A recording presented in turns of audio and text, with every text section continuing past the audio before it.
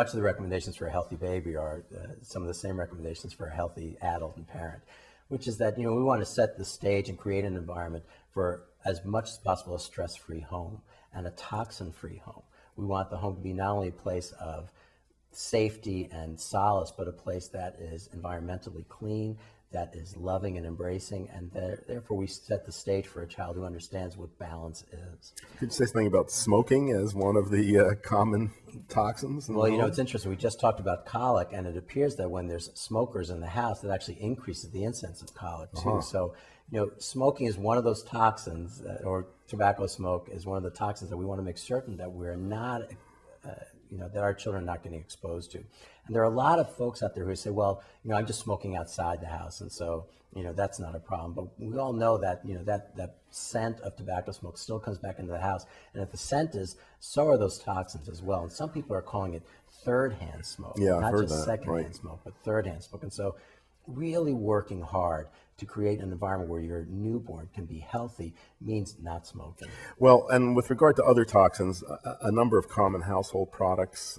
things that have volatile solvents, there are many chemicals that are of concern, and the real issue here is that infants, babies, they have much they have much lower body mass, and so the concentration of these things in them may be much higher than in adults. And also, since their brains are developing and other vital functions are developing, the possibility of damage is much greater.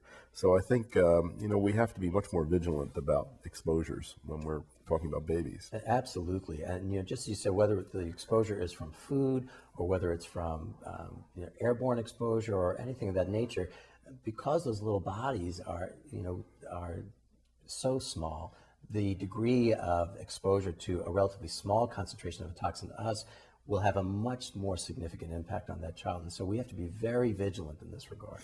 How about creating stress-free homes, or at least low-stress homes? What about the role of music, for example? Absolutely, Andy. I was thinking of that just before you mentioned it.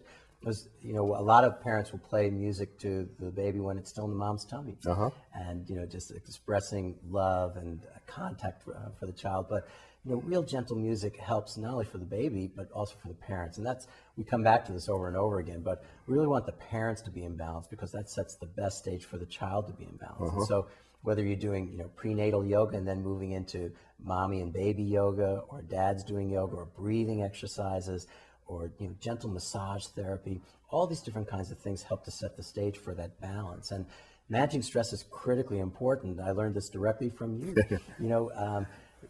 When we manage stress effectively and in a healthy fashion, our systems are better in balance. We don't have as much inflammation in our body, and inflammation is one of the big factors in many different illnesses. And so any way that we can lessen inflammation might lessen the incidence of ear infections or other types of infections for our babies.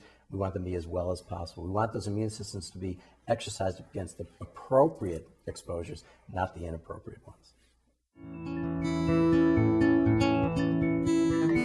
Bye.